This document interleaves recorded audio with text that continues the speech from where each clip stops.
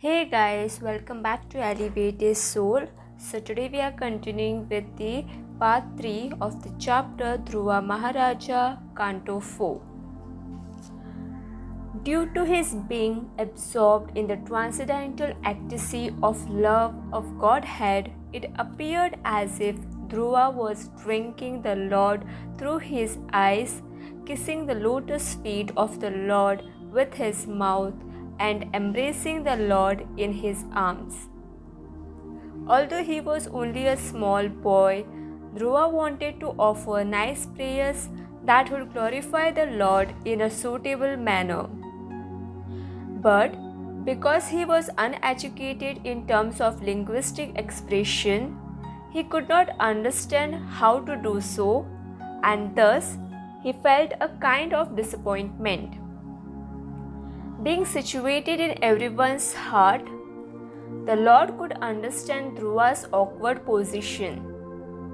As an expression of his causeless mercy, the Lord touched his conch shell to the boy's forehead as he stood before him with folded hands.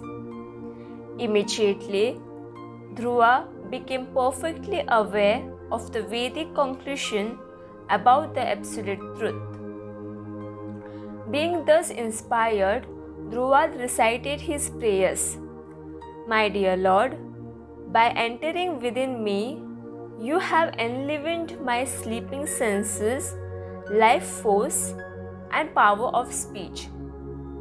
Let me offer my respectful obeisances unto you. In the beginning, you enlightened Lord Brahma, and thus he could see and understand the entire universe, just as a person awakens from sleep and then visualizes his immediate duties. Foolish persons like myself, who worship you for gratifying the senses of this bag of skin, are certainly influenced by your illusory energy. In spite of having you, who are like a desire tree and are the giver of liberation from birth and death, we ask you for benedictions of sense gratification, which is available even in a hellish condition of life. My Lord, the transcendental bliss derived from meditating upon your lotus feet and hearing about your glories from the mouths of pure devotees is far beyond the platform of Brahmananda, wherein one thinks himself to be merged into your impersonal feature. If this is so, then what to speak of the temporary bliss derived from elevating oneself to the heavenly planets, which is ended by the separating sword of time? O unlimited Lord, kindly bless me so that I may have the association of great devotees who constantly engage in your devotional service.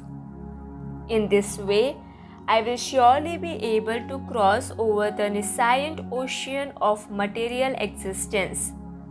Indeed, it will be very easy for me, because I am becoming mad to hear about your transcendental qualities and pastimes. My dear Lord, now that you have appeared before me, all kinds of theorizing methods have come to an end. I can understand that you are the Supreme Personality of Godhead, and so I offer my respectful obeisances unto you. O Supreme Lord, you are the personified form of all benediction.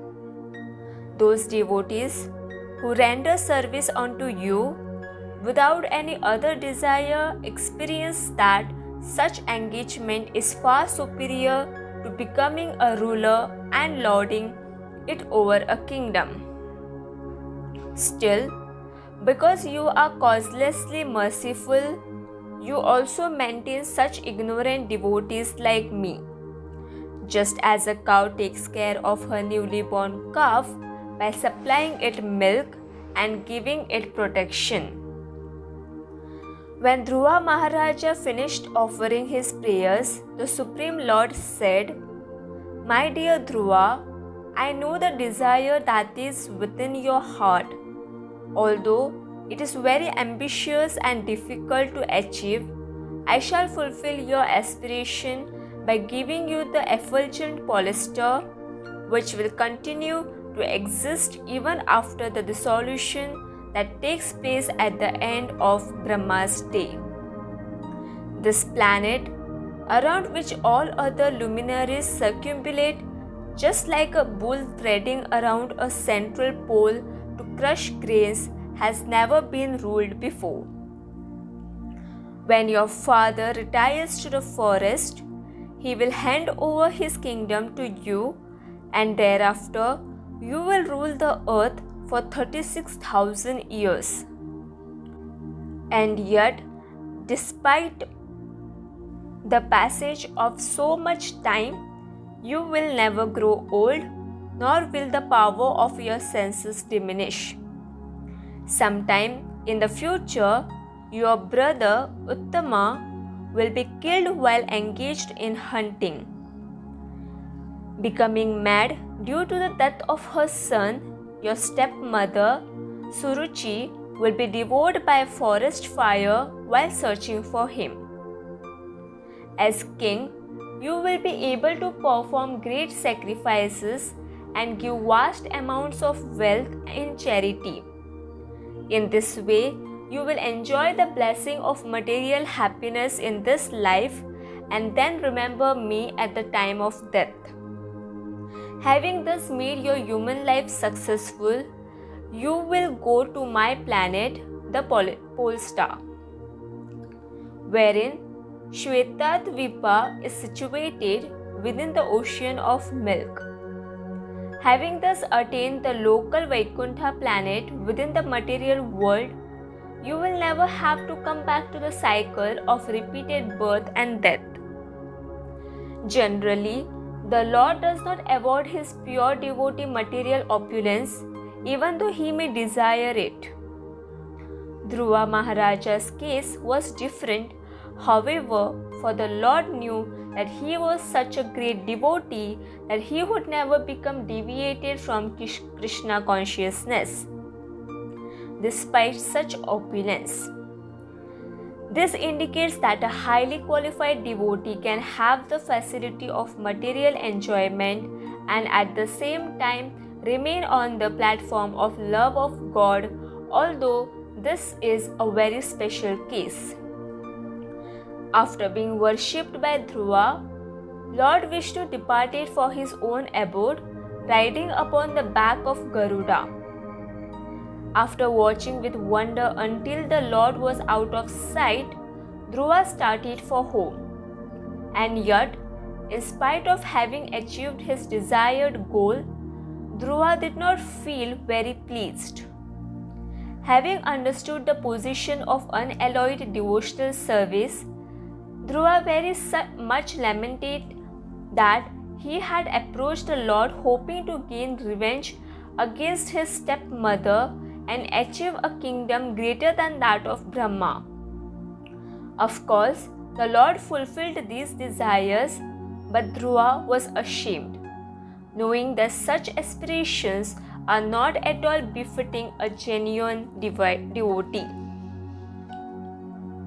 While going along, Dhruva condemned himself as follows: "Oh, just see what I have done.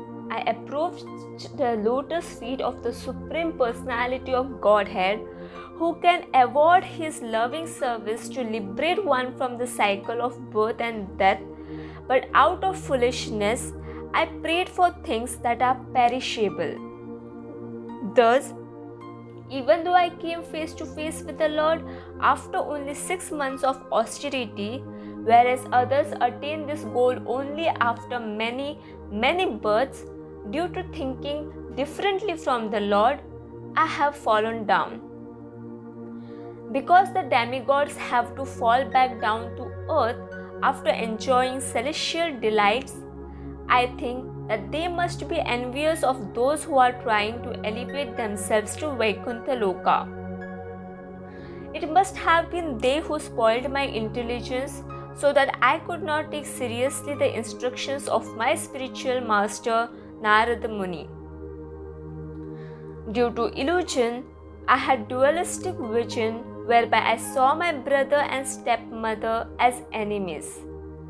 Therefore, despite coming in contact with a pure devotee and worshipping the Lord under his direction, and in spite of having satisfied the Supreme Lord and seeing him face to face, I prayed for material name, fame, and prosperity instead of begging to be engaged in his personal service. I am just like the poor man who satisfies a great emperor and is offered the fulfillment of his desires, but then, due to foolishness, asks for only a few broken grains of rice. Dhruva knew that the Lord could have immediately taken him back to Vaikuntha. Therefore, he considered that the Lord gave him dominion over the earth for 36,000 years as a kind of punishment for his polluted material desires. Meanwhile, a messenger came to King Uttanapada and informed him that Dhruva was coming back home. The king considered himself to be a great offender for causing his son to leave home. Thus, thinking himself to be most wretched, Uttanapada could not believe that he would ever have the good fortune of seeing his son again. Still, while doubting the words of the messenger, the king remembered the assurances of Narada, who he had full faith in, and thus he became filled with happiness. King Uttanapada rewarded the messenger with a highly valuable necklace, and then he assembled his elders and the Brahmanas, as well as innumerable ministers, officers, and friends. Being very eager to see his son, the king mounted his chariot and went out of the city in a grand procession, accompanied by the chanting of Vedic mantras and the sounds of conch shells, kettle drums, and flutes. Displaying her greatness, which was just befitting the mother of a great Vaishnava, Queen Suniti took Suruchi and Uttama on her palanquin. Thereafter, when King Uttanapada saw his son Dhruva emerging from the neighboring forest, he hastily got down from his chariot and with great love and affection went to greet him. While breathing very heavily, the king tightly embraced Dhruva with both arms, and at that moment he could understand that the boy's body had become transformed due to the touch of the Supreme Personality of Godhead. While smelling his head again and again, Uttanapada bathed Dhruva with torrents of tears, and in this way his long cherished desire became fulfilled.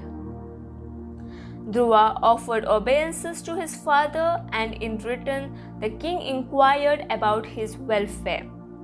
Next, Dhruva offered his obeisances to his two mothers, and when she saw him fallen at her feet, Suruchi immediately picked him up and embraced him.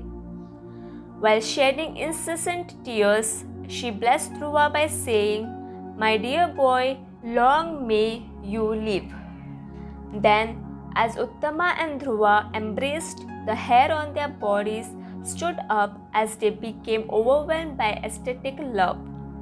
When Suniti embraced her son, who was dearer to her than her very life, she forgot all her material sufferings.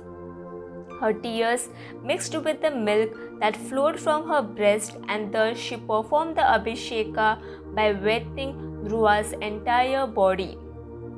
Upon witnessing this auspicious and touching scene, all the palace residents praised Suniti for her good fortune. Actually, during Dhruva's absence, Suniti had continually prayed to the Supreme Lord for his protection and welfare, and as a result, she also attained the supreme perfection that had been earned by her son. Finally, King Uttanapada had Dhruva and Uttama seated upon a she-elephant, and then all together they returned to his capital. The whole city had been gorgeously decorated with colored cloth, strings of pearls, flower garlands, and mango leaves.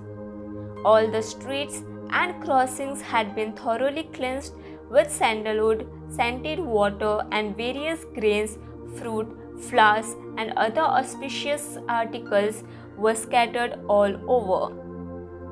As Dhruva passed along the roads, the household ladies assembled, and out of maternal affection, they showered grains, newly grown grass, flowers, and pieces of fruit upon him while offering their blessings. Thereafter, Dhruva lived in his father's palace, which had marble walls that were inlaid with valuable jewels that depicted scenes of beautiful women holding shining lamps in their hands. All the furniture was made of gold, and the gardens surrounding the palace contained trees that had been brought down from the heavenly planets. Emerald staircases led to ponds that were filled with variously colored lotus flowers, as well as swans, chakravakas, and other exotic birds. Just by taking care of such an exalted son, King Uttanapada felt extremely satisfied at heart. When Dhruva became old enough to take charge of the kingdom, the king enthroned him after ascertaining that the ministers and citizens were in agreement. Thinking of his own advancing age and the necessity for self-realization, Uttanapada detached himself from all worldly affairs and then entered the forest. After some time, Dhruva married Brahmi, the daughter of Prajapati Shishumara, and through her he begot two sons, Kalpa and Vatsara. Dhruva also married another girl, a daughter of the demigod Vayu, named La, and by her he begot a son named Utkala, as well as one very beautiful daughter. Thank you for listening, and we shall continue next in the next video. Thank you.